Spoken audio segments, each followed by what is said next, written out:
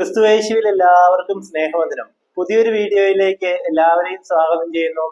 നമ്മൾ ഇന്ന് ചിന്തിക്കുന്നത്, നമ്മൾ കഴിഞ്ഞ വീഡിയോയിൽ മനസ്സിലാക്കി നമ്മൾ ക്രിസ്തുവിനോടുകൂടെ അല്ലെങ്കിൽ നമ്മുടെ ശരീരയാഗം നടത്തിയാണ് വിശുദ്ധീകരിക്കപ്പെടേണ്ടതെന്ന്, അല്ലെങ്കിൽ ശരീരയാഗം നടത്തിയാണ് നമ്മൾ വിശുദ്ധീകരിക്കപ്പെടുന്നതെന്ന് കഴിഞ്ഞ വീഡിയോയിൽ നമ്മൾ മനസ്സിലാക്കി.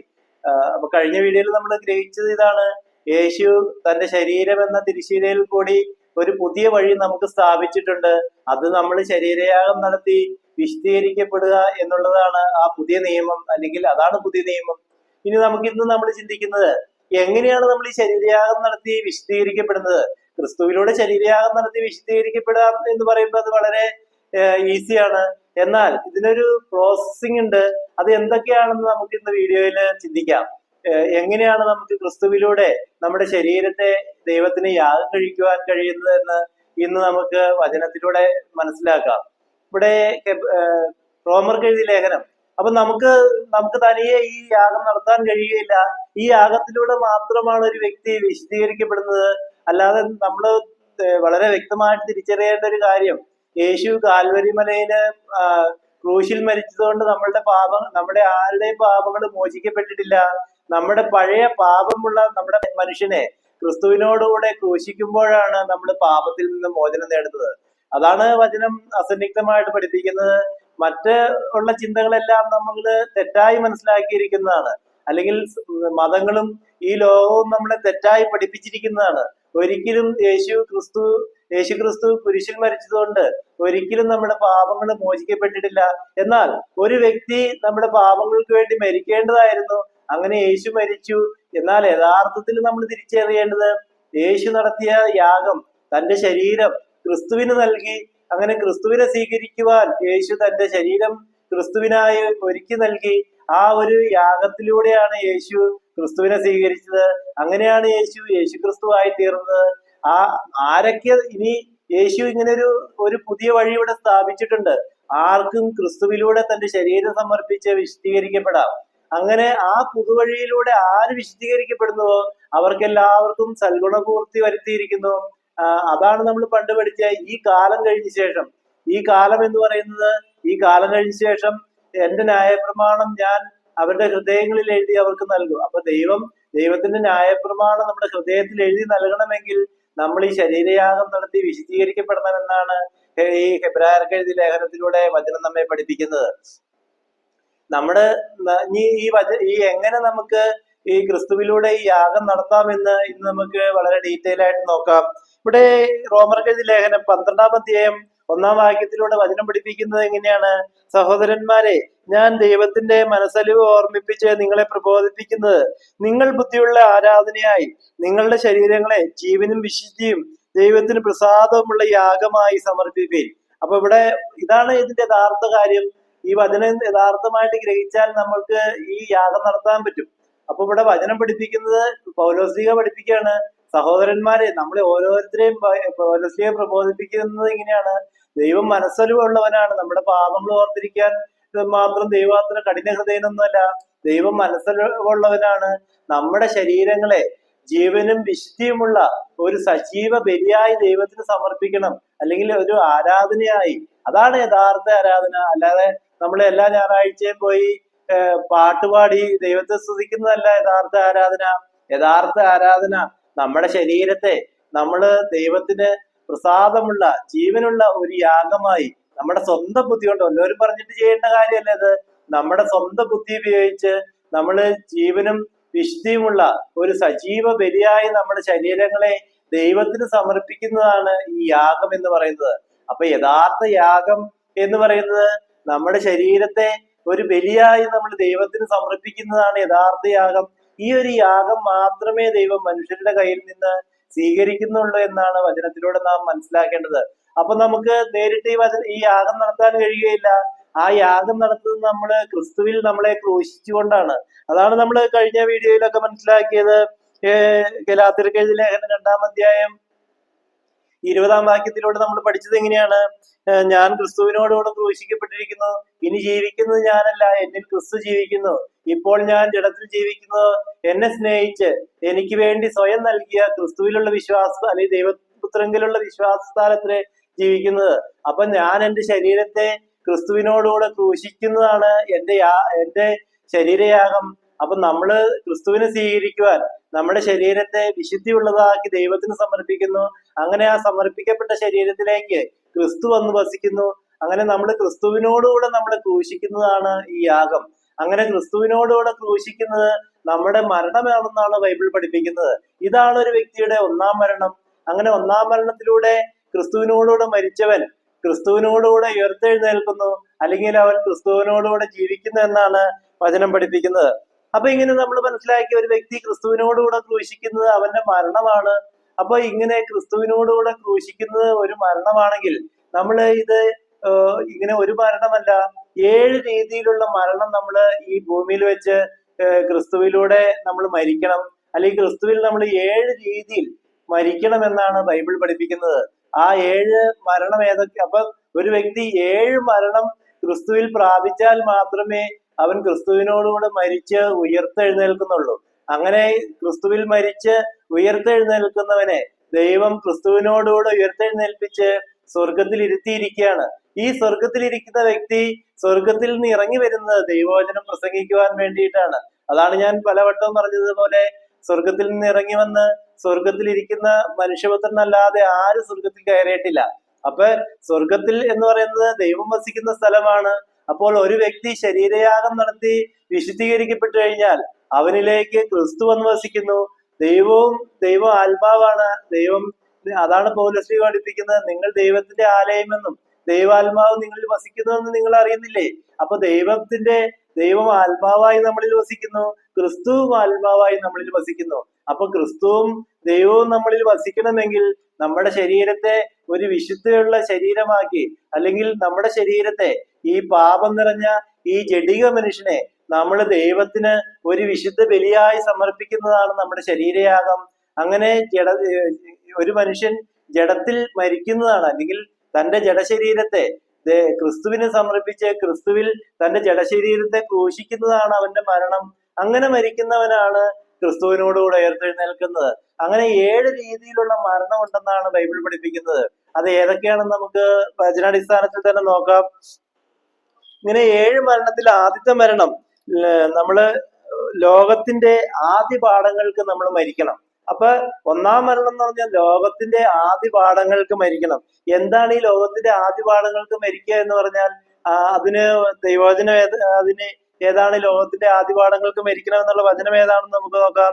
കൊളോസ്യർക്ക് എഴുതിയ ലേഖനം 2-ാം അധ്യായം 20-ാം വാക്യം പഠിപ്പിക്കുന്നത് ഇങ്ങനെയാണ്: നിങ്ങൾ ക്രിസ്തുവിനോടുകൂടി ലോകത്തിന്റെ ആദ്യ പാഠങ്ങൾ സംബന്ധിച്ച് മരിച്ചുവെങ്കിൽ.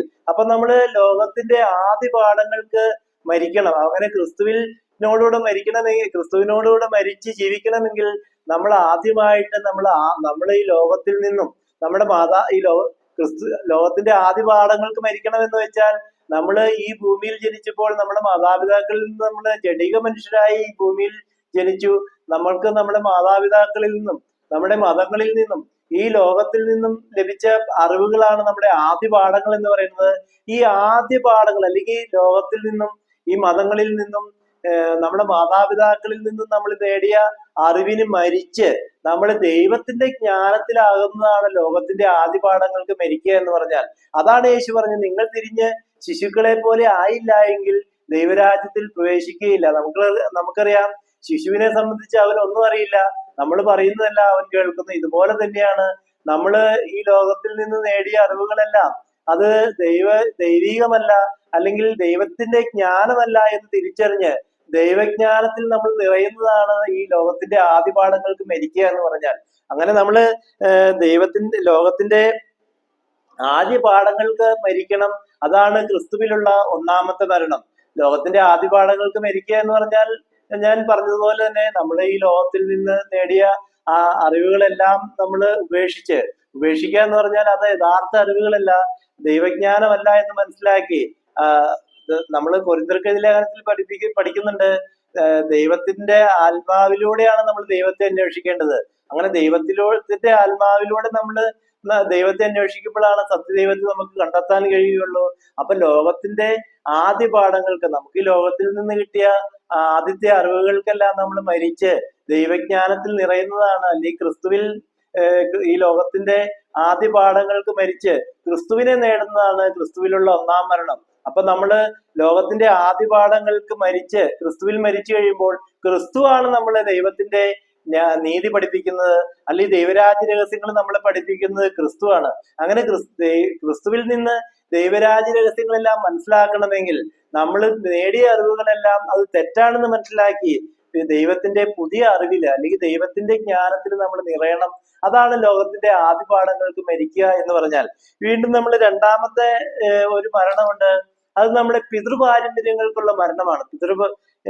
നമ്മുടെ പിതാക്കന്മാരിൽ നിന്നും നമ്മുടെ പാരമ്പര്യമായിട്ട് കിട്ടിയ ആ ഒരു പാരമ്പര്യത്തിന് നമ്മൾ മരിക്കണം. നമ്മളുടെ 1 പത്രോസിന്റെ ലേഖനം 1-ാം 18-19 വാക്യം പഠിപ്പിക്കുന്നത് എങ്ങനെയാണ്? വ്യർത്ഥവും പിതൃപാരമ്പര്യവുമായുള്ള നിങ്ങളുടെ നടപ്പിൽ നിങ്ങളെ വീണ്ടെടുത്തിരിക്കുന്നത് പൊന്ന് വെള്ളി മുതലായ അഴിഞ്ഞു പോകുന്ന വസ്തുക്കളെ കൊണ്ടല്ല. അതിന്റെ 19-ാം വാക്യം പഠിപ്പിക്കുകയാണ്, ക്രിസ്തു എന്ന നിർദോഷവും നിഷ്കളങ്കവുമായ കുഞ്ഞാടിന്റെ വിലയേറിയ രക്തം കൊണ്ടത്രേ എന്ന് നിങ്ങൾ അറിയുന്നുവല്ലോ. അപ്പൊ ഈ രക്തം എന്ന് പറയുന്നത് വിശ്വാസമാണ്. അതൊക്കെ നമുക്ക് അടുത്ത കുറെ ഉള്ള വീഡിയോകളിൽ മനസ്സിലാക്കാം. അപ്പൊ രക്തം എന്ന് പറയുന്നത് ക്രിസ്തുവിന്റെ വിശ്വാസമാണ്. അപ്പൊ നമ്മൾ തിരിച്ചറിയേണ്ടത് നമ്മള് ഈ പിതൃപാരമ്പര്യങ്ങൾക്ക് മരിച്ച് ക്രിസ്തുവിന്റെ വിശ്വാസം സ്വന്തമാക്കണമെന്നാണ് വചനം പഠിപ്പിക്കുന്നത്. നമുക്ക് പാരമ്പര്യമായിട്ട് കിട്ടിയ വിശ്വാസമല്ല, അല്ലെങ്കിൽ നമുക്ക് മാതാപിതാക്കന്മാർ തന്ന വിശ്വാസമല്ല, അല്ലെങ്കിൽ മതങ്ങളിൽ നിന്ന് കിട്ടിയ വിശ്വാസമല്ല. നമ്മൾ യഥാർത്ഥ ദൈവവിശ്വാസത്തിലേക്ക് വരണമെന്നാണ് വചനം പഠിപ്പിക്കുന്നത്. യഥാർത്ഥ വിശ്വാസം ദൈവത്തിന്റെയാണ്. ദൈവത്തിന്റെ വിശ്വാസം നമ്മൾക്ക് ലഭിക്കുമ്പോഴാണ് നമ്മള് പിതൃപാരമ്പര്യങ്ങൾക്ക് മരിച്ചവരായി തീരുന്നത്. അപ്പൊ പിതൃപാരമ്പര്യങ്ങൾക്ക് മരിക്കുക എന്ന് പറഞ്ഞാൽ നമ്മള് മാതാപിതാക്കളും ഈ ലോകവും നൽകിയ അറിവുകളെല്ലാം നമ്മൾ ഉപേക്ഷിച്ച്, അല്ലെങ്കിൽ നമ്മുടെ പാരമ്പര്യമായിട്ട് നമുക്ക് ലഭിച്ച ആ വിശ്വാസത്തിനെല്ലാം മരിച്ച് യഥാർത്ഥ ദൈവവിശ്വാസത്തിലേക്ക് നമ്മൾ വന്ന്, അത് ക്രിസ്തുവിലൂടെയാണ് നമുക്ക് യഥാർത്ഥ ദൈവവിശ്വാസം ലഭിക്കുന്നത്. അല്ലെങ്കിൽ ക്രിസ്തുവിനെ ലഭിക്കുമ്പോഴാണ് നമുക്ക് ദൈവത്തിന്റെ നീതി എന്താണെന്ന് മനസ്സിലാവുന്നത്. അങ്ങനെ ക്രിസ്തുവിൽ മരിച്ച് ദൈവിക നീതി നമ്മൾ പ്രാപിക്കണമെന്നാണ് ഈ വചനത്തിലൂടെ ദൈവം പഠിപ്പിക്കുന്നത്. അപ്പൊ നമ്മൾ രണ്ടാമത്തെ മരണം നമ്മുടെ പിതൃപാരമ്പര്യങ്ങൾക്ക് മരിക്കണം. നമുക്ക് ഏറ്റവും ബുദ്ധിമുട്ടുള്ള ഒരു കാര്യമാണ് പിതൃപാരമ്പര്യങ്ങൾക്ക് മരിക്കുക എന്നുള്ളത്. ഇന്ന് മനുഷ്യന് ഏറ്റവും ഊറ്റം കൊള്ളുന്നത് എന്റെ തറവാട്ട് മഹിമ പറഞ്ഞോ അല്ലെങ്കിൽ എന്റെ കുടുംബ മഹിമ സംസാരിച്ചുകൊണ്ടാണ്. ഞാൻ ഇന്ന കുടുംബത്തിൽ പിറന്നവനാണ്, അല്ലെങ്കിൽ ഞാൻ ഇന്ന തറവാട്ടുകാരനാണെന്നൊക്കെ പറയുമ്പോഴേക്കും എന്റെ പിതൃപാരമ്പര്യത്തിൽ ഞാനിങ്ങനെ അഭിമാനം കൊള്ളുകയാണ്. എന്നാൽ വചനം പഠിപ്പിക്കുന്നത് നമ്മുടെ പിതൃപാരമ്പര്യങ്ങൾക്ക് നമ്മൾ മരിച്ച് ദൈവത്തിന്റെ വചനത്തില് നമ്മൾ വിശ്വസിച്ച് ദൈവവചനത്തില് നമ്മള് വളരുമ്പോഴാണ് നമുക്ക് രക്ഷ നേടുന്നത്. ദൈവത്തിന്റെ രക്ഷ നമുക്ക് സ്വന്തമാക്കണമെങ്കിൽ ഈ പിതൃപാരമ്പര്യങ്ങൾക്കെല്ലാം മരിച്ച് നമ്മൾ ദൈവത്തിന്റെ വചനത്തിലൂടെ ദൈവം ഒരുക്കി വരിച്ചിരിക്കുന്ന രക്ഷ മനസ്സിലാക്കി അത് ക്രിസ്തുവിന്റെ വിശ്വാസത്തിലൂടെയാണ് നമുക്ക് ദൈവിക രക്ഷ കിട്ടുന്നത്.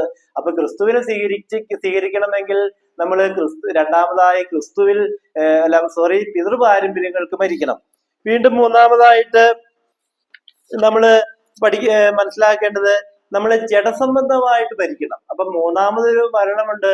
അപ്പൊ ക്രിസ്തുവിലുള്ള മൂന്നാമത്തെ മരണം അത് നമ്മുടെ ജഡസംബന്ധമായ മരണമാണ്, അല്ലെങ്കിൽ നമ്മുടെ ജഡിക മനുഷ്യന്റെ മരണമാണ്.